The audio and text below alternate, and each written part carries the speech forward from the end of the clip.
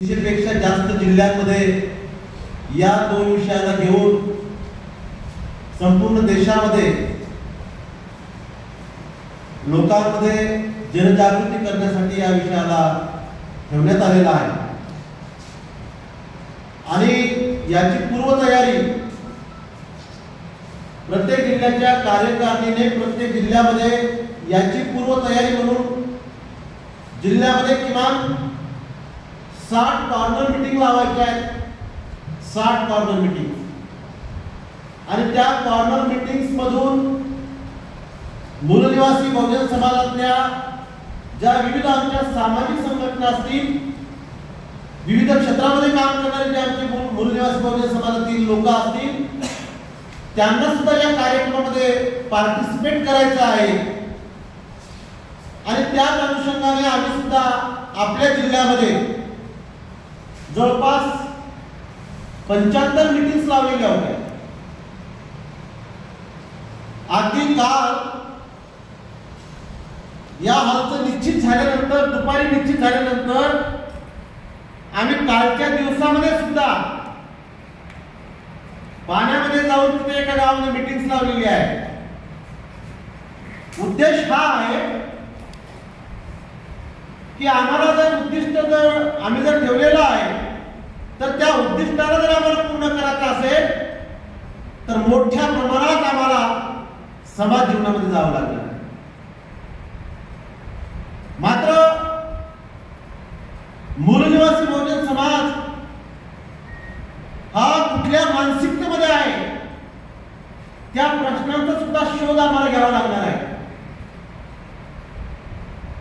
या सभागृहामध्ये हे सभागृह मिळवण्यासाठी जेव्हा सोडतकर सरांना मी भेटलो आणि सांगितलं की सर किमान 300 लोकांना आपण एकत्र करणार आहोत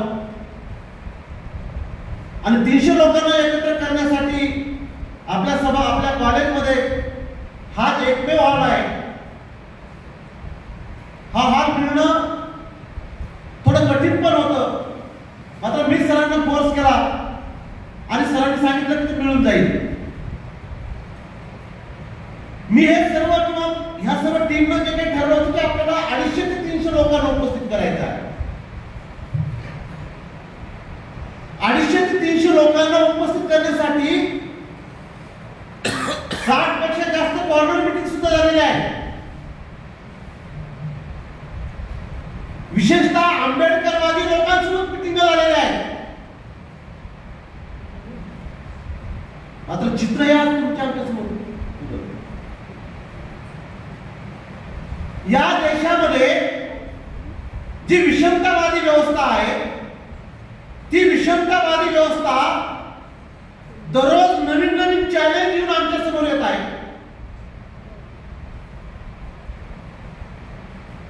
आणि या देशातला जो आंबेडकरवादी जो समूह आहे, प्राध्यापक सोडकर सरांनी सांगितलेलं आहे की आंबेडकरवादी समूह आमचा मोठा भाऊ आहे. आंदोलनाच्या दिशेतून, विचाराच्या प्रक्रियेतून प्राध्यापक सोडकर सर जर आम्हाला मोठ्या भावाच्या स्वरूपामध्ये जर बघत असतील, सोडकर सर आमचे खूप सिनियर कार्यकर्ते आहेत आणि त्यांना माहिती आहे की या व्यवस्थेच्या विरोधामध्ये खुलेआम पंगा घेण्यासाठी आंबेडकरवादी लोक तयार होऊ शकतात.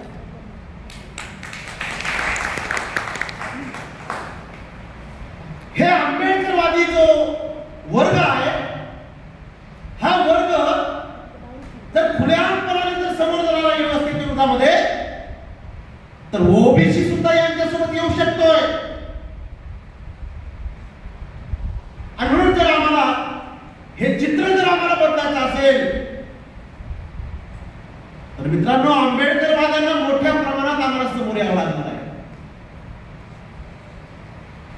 आमच्या असंख्य संघटना असतील, असू द्या, मात्र या असंख्य संघटनांना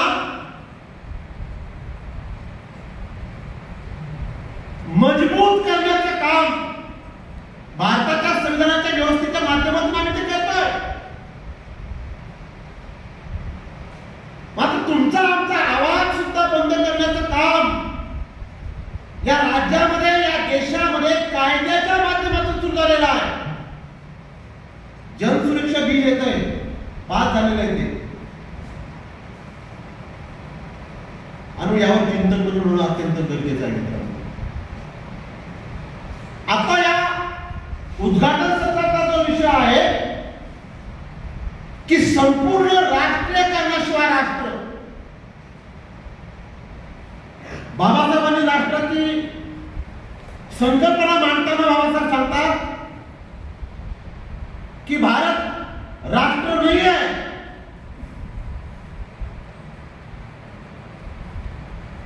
जो राष्ट्र होता है वहां पर उस देश में जाति नहीं होती है.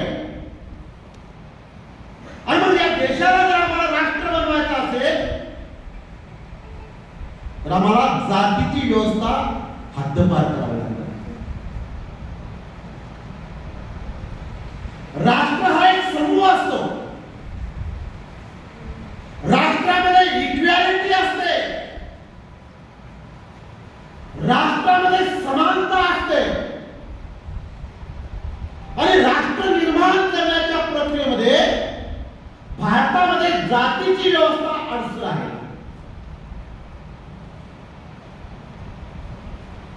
आणि मग जातीची व्यवस्था तर भारतामध्ये जर आहे आणि ती जातीची व्यवस्था जर भारताला राष्ट्र होऊ देत नसेल तर ती जातीची व्यवस्था आम्हाला नष्ट करावी लागेल आहे.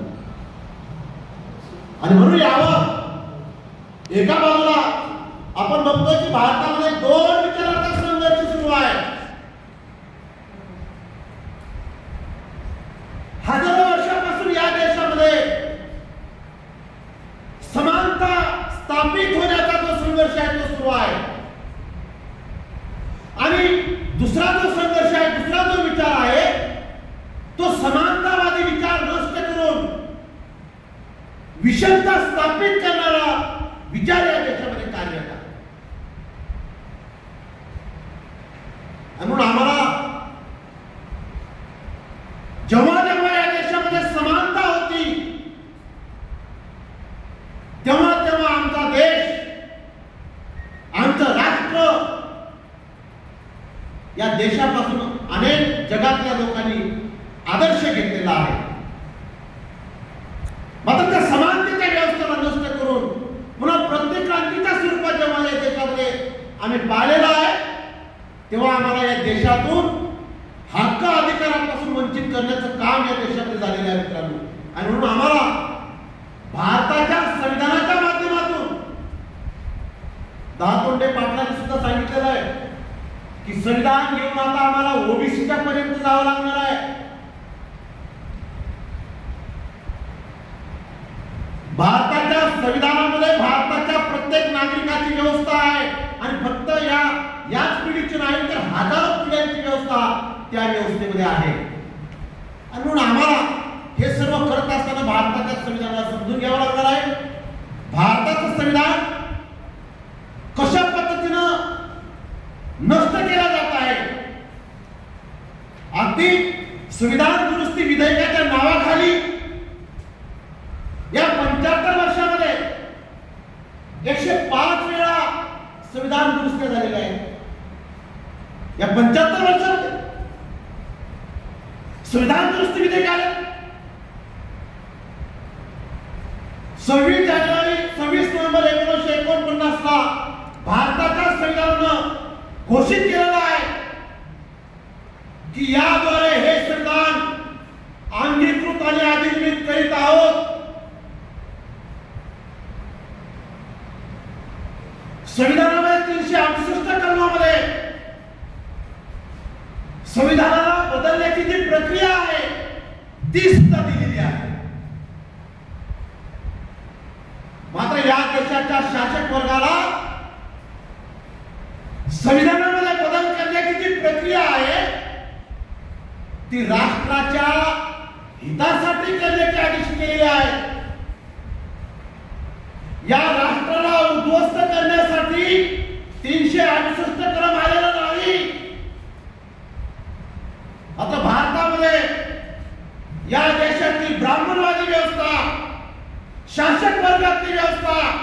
368 कलमाच्या अंतर्गत या भारतातल्या तमाम मूल्यवासी बहुजनांना नष्ट करण्यासाठी आपल्या शक्तीचा उपयोग करीत आहेत मित्रांनो. आणि या सर्व षडयंत्राला आम्ही समजून घेतलं पाहिजे. 1950च्या संविधानाच्या नंतरच या देशामध्ये शूद्र अधिशूद्रांना सर्व क्षेत्रामध्ये आम्हाला प्रतिनिधित्व मिळालेलं आहे. मात्र 91च्या खाजगीकरणाच्या धोरणामुळे या देशामध्ये जे न्याय स्वातंत्र्य समता बंधुता या मूल्यावर राष्ट्र निर्माण करण्याची संविधानामध्ये व्यवस्था आणली होती, या तमाम एसटी ओबीसी आणि विजेटीच्या नागरिकांना या खाजगीकरणाच्या प्रक्रियेमुळे आम्हाला नष्ट होऊ पाहिलं जात आहे मित्रांनो. आणि म्हणून आम्हाला या देशामध्ये आमचं जे प्रतिनिधित्व आहे ते प्रतिनिधित्व जर आम्हाला टिकवायचं असेल तर भारतातल्या तमाम लोकांना आम्हाला राष्ट्रीयकरणासाठी राष्ट्रीयकरणाच्या या विचाराला घेऊन आम्हाला तयार करावं लागणार मित्रांनो. तेव्हाच या देशामध्ये ही लढाई आम्ही जिंकू शकतोय. सर्व क्षेत्रावर भारतातल्या तमाम सर्व क्षेत्र या देशातली आहेत जी सरकारच्या ताब्यात असायला पाहिजे होती, ती सर्व क्षेत्र 80-90% या देशाचं खाजगीकरण झालेलं आहे, राष्ट्रीयकरण नष्ट झालेलं आहे. आणि म्हणून तुमच्या आमच्यासमोर मोठ्या प्रमाणात समस्या निर्माण झाल्या आहेत. आज आपण बघतोय की तुम्ही आम्ही अधिकारी कर्मचारी जरी असतो तरी तुमच्या माझ्या मुलाची कुठली शाश्वती राहिली नाही. आमचा गाव खेड्यातला जो तरुण आहे तो शिक्षणापासून वंचित भटकलेला आहे, त्याला रोजगाराचा आणि त्याचा कुठला ताळमेळ राहिलेला नाही. आणि आम्हाला बामसेट सारख्या संघटनेमध्ये, मराठा सेवा संघ सारख्या संघटनेमध्ये जे काही आमची केडर निर्माण करण्याची प्रक्रिया आहे ती मोठ्या प्रमाणात आम्हाला निर्माण करावी लागणार आहे. नेतृत्व जे आहे ती नेतृत्व सुद्धा आम्हाला कॅडर बेस आम्हाला निर्माण करावं लागते. मला आनंद वाटतोय की आमच्याकडं आम्ही आता सेकंड लिडरशिप सुद्धा तयार केलेली आहे. गोपाल सारखा 20-22 वर्षाचा मुलगा भारताच्या संविधानाच्या व्यवस्थेला मजबूत करण्यासाठी जो बोलतो आहे, ही मोजकी लोक तयार करून चालणार नाही. आम्हाला हजारोच्या पटीनं, हजारोच्या संख्येने ही लोक आम्हाला निर्माण करावं लागणार आहे. मित्रांनो, या BS4 अभियानाच्या माध्यमातून मी आपला जास्त वेळ घेणार नाही. मला याची कल्पना आहे. सलग तुम्ही जे काही 3 तासापासून जे काही झेलत आहात, ऐकत आहात, खरं तर 2 सत्रामध्ये हे होणार होतं. मात्र आपली जी उपस्थिती आहे ती उपस्थिती कमी असल्या कारणामुळे आपण याला एका सत्रामध्ये घेतलेलं आहे. याची जर दोन सत्र जर केले असतील तर आपण त्याला 1.5 तासामध्ये, 2 तासामध्ये त्याची 2 सत्र आपण संपवणार होतो. मात्र तसं ते करता आलं नाही. त्याची दिलगिरी सुद्धा या ठिकाणी व्यक्त करतो मित्रांनो. BS4 अभियानाच्या अंतर्गत आपण जे काही गाव खेड्यामध्ये, वस्ती शहरामध्ये जाऊ भारतीय संविधान लोकांना समजावून सांगणे हा एवढाच उद्देश नाही, तर पीपल सोशल ऍक्शन कमिट्या बनवणे. प्रत्येक गावामध्ये संविधानाचे किमान 5 लोक तयार करणे हा सुद्धा आमचा एक उद्देश आहे. BS4 अभियानाच्या अंतर्गत प्रत्येक गावामध्ये संविधानवादी नागरिक आहोत आम्ही, मात्र सांघिकरित्या काम करण्यासाठी जे काही आमची प्रक्रिया आहे त्या प्रक्रियेमध्ये आम्ही यायला तयार नाही. आमचा दुश्मन तो सांघिकरित्या काम करतो. सांघिकरित्या, संघटनेमध्ये काम करण्याची प्रक्रिया आहे. ही प्रक्रिया सुद्धा या देशातला दुश्मन बुद्धाच्या संघातून शिकलेला आहे. आणि आम्ही लोक सांघिकरित्या काम करून रिझल्ट काढायला आम्ही तयार आहे. आणि म्हणून मला असं वाटतंय की आम्ही या BS4च्या अभियानाच्या अंतर्गत प्रत्येक गावामध्ये आम्ही गेलं पाहिजे. आम्ही जात आहोत, मात्र एकट्या दुकट्या नागरिकांनी, कार्यकर्त्यांनी जाऊन ते भागत नाही. 200 एकराची शेती आहे आणि 2 लोक तिथं काम करत आहेत. इकडच्या धुऱ्याला सुरू केला, शेवटच्या धुऱ्याला जेव्हा वखर पोहोचतो तेव्हा इकडं काय झालं असेल, इकडे हे भंडारलेलं असेल, इकडे गाजर गवत हे सर्व आलेलं असेल. आणि म्हणून मित्रांनो, आम्हाला या अभियानाच्या अंतर्गत पीपल सोशल ऍक्शन कमिट्या बनवून आम्हाला मोठ्या प्रमाणात आम्हाला सांगणारे लोक सुद्धा तयार करावे लागणार आहेत. या देशामध्ये बेनिफिशरी पार्ट जो आहे, आम्ही अधिकारी कर्मचारी लोक मित्रांनो, तुमचं अपील आहे की किमान हप्त्यातला एक दिवस, किंवा 15 दिवसातला एक दिवस, महिन्यातला एक दिवस देऊ शकतो. आम्ही ते गेल्या 75 वर्षात बाबासाहेब गेल्यानंतर ती प्रक्रिया केली नाही, म्हणून आज तुमच्या आमच्यावर मोठं संकट आलेलं आहे. अजून सुद्धा या संकटातून आम्ही बाहेर येऊ शकतोय. मात्र या संकटातून जर आम्हाला बाहेर यायचं असेल तर आम्हाला मोठ्या प्रमाणात ती शक्ती, संघटन शक्ती या देशामध्ये आम्हाला निर्माण करावं लागेल. संघटन शक्ती निर्माण करत असताना आम्ही SC ST OBC NT VJNT धार्मिक अल्पसंख्याक लोक जे आहोत, आम्ही एका परिवारातील लोक आहोत, आम्ही भाऊ लोक आहोत, एका रक्ताची लोक आहोत, हा विचार करून आम्हाला काम करावं लागेल. आपण बघतोय या देशातला कास्ट सिस्टम जी आहे, कास्ट सिस्टम जी आहे ती माणसाच्या ब्रेन मध्ये काम करते, ब्रेन मध्ये. जसं की इथं बसलेला प्रत्येक व्यक्ती प्रत्येकाला भाऊ मानतोय. प्रत्येक व्यक्ती, आम्ही जे इथं आहोत, एकमेकाचं दुःख आम्हाला एकमेकाला कळतंय. आम्ही एकमेकाला आपलं दुश्मन मानत नाही का? आंदोलनाच्या माध्यमातून कार्यकर्ता बनण्याच्या प्रक्रियेतून ती आमच्याकडे समज आलेली आहे. ही समज आम्हाला 85% बहुजन जो मूल निवासी बहुजन आहे, त्या 85% मूल निवासी बहुजन समाजापर्यंत आमची जी समज आहे, आमची जी विचार करण्याची प्रक्रिया आहे, ती आम्हाला तिथपर्यंत घेऊन जावं लागेल. विषमतावादी व्यवस्थेचे लोक वेगवेगळ्या प्रकारच्या गोष्टी घेऊन आमच्यापर्यंत पोहोचले आणि म्हणून प्रवीणदादा गायकवाड सारखा माणूस संपूर्ण महाराष्ट्रामध्ये शिव फुले शाहू आंबेडकरांचा विचार घेऊन, भारतीय संविधानाचा विचार घेऊन, या सर्वांना सोबत घेऊन समतेचं राष्ट्र निर्माण करण्यासाठी काम करतात. तेव्हा याच देशातली ब्राह्मणवादी व्यवस्था आमच्याच लोकांना घेऊन आमच्यावर हल्ले चालू करतात. कारण ब्राह्मणवादी व्यवस्थेला माहिती आहे, ब्राह्मणवादी व्यवस्थेच्या कुठल्याही एखाद्या व्यक्तीने जर आमच्यावर खुलेआम जर हल्ला केला तर त्यांना या देशामध्ये, या राष्ट्रामध्ये काय त्यांना भोगावं लागेल त्यांना माहिती आहे. आणि म्हणून ते आमच्याच लोकांचा आमच्या विरोधात ते वापर करतायत. म्हणून आम्हाला सतर्क राहणं सुद्धा तेवढंच महत्वाचं आहे. कार्यकर्त्याला सतर्क राहणं महत्वाचं आहे. आणि म्हणून आजच्या या प्रसंगी मला असं वाटतंय की आपण सर्वच जण एका विचाराने, भारताच्या संविधानाच्या विचाराने आपण ज्या जिल्ह्यामध्ये राहतो, ज्या परिसरामध्ये राहतो, ज्या भागामध्ये राहतो, त्या भागामध्ये आपण काम करू.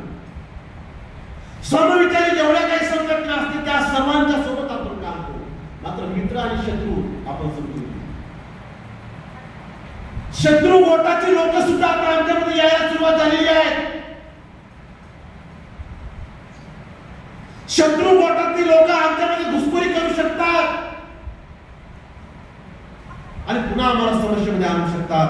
आणि म्हणून शत्रू आणि मित्र ही ओळख आम्ही समाजामध्ये निर्माण करू. OBC, SC ST NT VJNT धार्मिक अल्पसंख्याक आमचे लोक आहोत.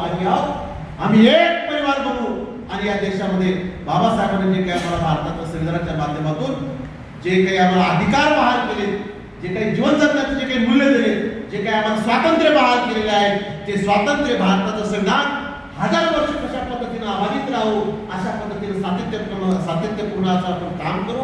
आणि पुन्हा या देशामध्ये, या जिल्ह्यामध्ये, आपण ज्या जिल्ह्यामध्ये राहतो त्या जिल्ह्यामध्ये वारंवार आपण या भारतीय संविधानाच्या माध्यमातून एकत्र येऊया. पुन्हा आपण सातत्याने भेटत राहूया. आपण या ठिकाणी एक परिवार म्हणून आपण जे काही या ठिकाणी आलो, भारतीय संविधानाच्या माध्यमातून सविस्तर अशी खूप चांगली चर्चा या ठिकाणी केली. आणि सर्वांनी इथे येऊन जे काही तुम्ही काही विश्वास दाखवलेला आहे, तर मला असं वाटतं की तो विश्वास आपण 100% पूर्ण करूया. आणि हे जे काही आंदोलन या देशामध्ये काही भारतीय संविधानाच्या माध्यमातून मोठ्या प्रमाणात सोपं लागतंय ते आपण पूर्ण उभं करूया. तुम्ही या ठिकाणी आला वेगवेगळ्या देऊळगावराजा सिंधुदुर्गाच्या भागातून सुद्धा मेकरच्या भागातून सुद्धा एक दोन का होणार मात्र प्रतिनिधी स्वरूपात तुम्ही या ठिकाणी आलेला आहात. आणि निश्चित मला असं वाटतंय मी भांबळे सर आणि आम्ही जेव्हा आम्ही 5-7 लोक हॉलमध्ये होतो आणि दोघं बाहेर होतो तेव्हा भांबळे सरांनी मी त्यांना सांगितलं की का कसं होईल आजच्या कार्यक्रमाचं. त्यांनी मला हसत सांगितलं की लोक नाही जरी आले तर लोकांना माहिती आहे की आपण तिथं नाही जरी गेलो तर गवई उद्या आपल्यापर्यंत येणार आहे ना. तर मला असं वाटतं की काही संयुक्त होणार नाही. मोठ्या प्रमाणात आपण सारे जर लोकांना एकत्र करण्यासाठी काम करू आणि या देशामध्ये भारताच्या संविधानाला आपण मजबूत करून लोकतंत्र आणि लोकशाहीला मजबूत करून तुम्ही ऐकून घेतलं समजून घेतलं. मी तुमच्या सर्वांचे आभार मानतो. पुनश्च तुमचे सर्वांचे मी धन्यवाद मानतो आणि मी माझी रजा घेतो. थँक्यू. जय भारत, जय संविधान.